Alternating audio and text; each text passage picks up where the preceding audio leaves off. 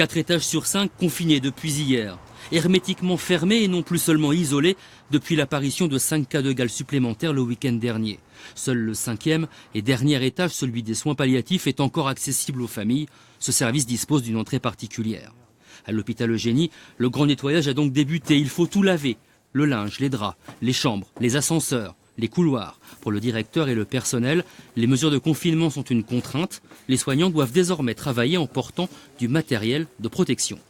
Alors nous avons ici les tenues individuelles pour les agents qui sont en contact avec les cas suspects et les non suspects. Et ici vous avez en fait les surblouses de protection. Avec l'isolement, pour la direction de l'établissement, les 20 cas de gale recensés deviennent un casse-tête logistique. Le souci ici, c'est presque sur l'aspect logistique, de disposer de matériel en quantité suffisante, sauf à les stocker en quantité, mais à ce moment-là énorme, de quantité suffisante pour faire face rapidement à l'épidémie, en intégrant le facteur discontinuité territoriale et le fait que nos matériels nous sont fournis par des fournisseurs qui sont, en l'occurrence, pour ce qui concerne les surblouses et les vêtements à usage unique, sur le continent.